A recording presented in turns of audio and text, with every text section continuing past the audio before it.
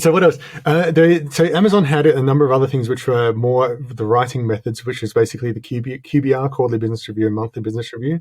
I found those to be really useful at Amazon, less useful at smaller organizations because you just don't need that level of analysis and synthesis in a small organization. I mean, you need some of it, but some of it's really, really helpful. Working backwards itself was another writing tool that was basically about the idea. And where working backwards comes in, I know you've had Colin on the show before, so you've explored working backwards. But the fundamental idea about this is that you're collaborating on a document that explains how this product how a customer will encounter the product for the first time. And it's really about how I'm going to communicate the value of the product.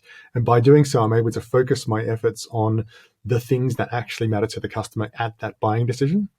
Because especially in larger organizations, we tend to get obsessed with our own internal activities, whatever's going on. We tend to get obsessed with those things. We tend to get distracted by our technology and then put our technology first. And this really forces the customer first. So then you got this, here's how it's going to matter to a customer. And you realize that this huge feature that I wanted to do, that we have the technology for, that I think is pretty cool, doesn't matter to customers. And so we don't invest in that. We don't waste our money on that. But then by having the document, we're then able to collaborate and get into this neutral space of customer as opposed to my idea. And so that's been really useful as well.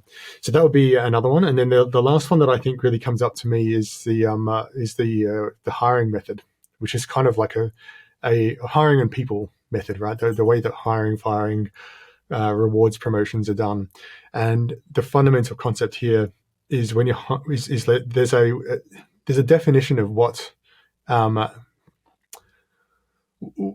the bar is, like what we're looking for in people, and we have specific cultural traits, the leadership principles, we have expectations for that, and we have a leveling system. Now, in large organizations, you always have some form of leveling system, but what you're really doing here is not just assessing people against the people already there, but you're assessing people against this abstract notion of the level, right?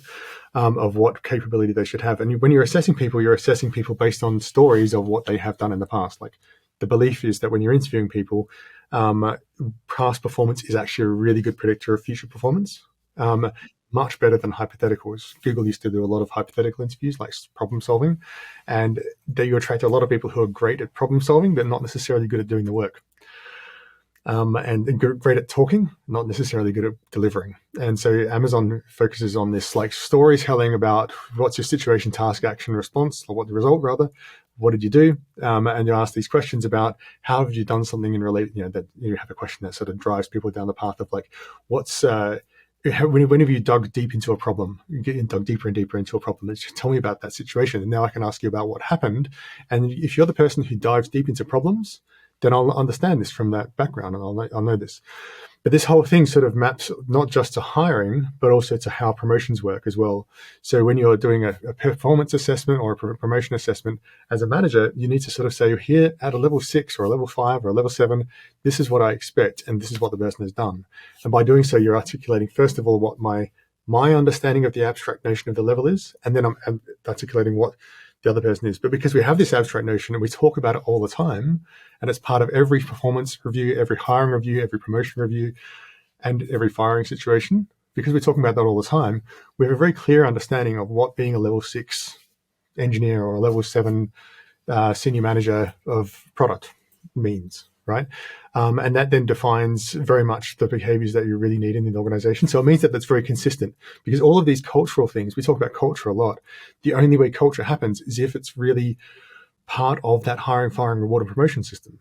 That's the only way it actually sticks. If people see that actually happening in real life, and decisions really being made based on this, and promotions really made based on this, then that culture will stick. If it's not, then it's just words.